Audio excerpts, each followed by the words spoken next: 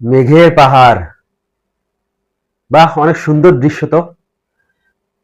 আপনারা যারা বিমানে কখনো ওঠেননি তারা দেখে নিন, বিমানের ওপর থেকে আসলে মেঘের দৃশ্যগুলা দেখতে কত সুন্দর লাগে। বিমান মেঘের ভিতর দিয়ে ঢুকে যাবে মনে হচ্ছে তাই। ল্যান্ড করবে যখন, তখন মেঘের ভেতর দিয়ে ঢুকে যাবে, তাছাড়া তার উপায় নেই। তবে দর্শক, খুব সুন্দর লাগলো না দৃশ্যটা?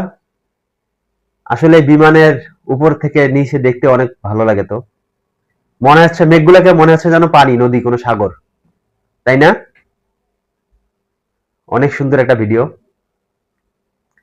ভিডিওটা শেয়ার করে দিন, ভিডিওটা শেয়ার করে অন্যকে দেখার সুযোগ করে দিন। আসলে তো অনেক সুন্দর একটা ভিডিও। ল্যান্ড করেছে? না না, করিনি, এই যে করবে এখন।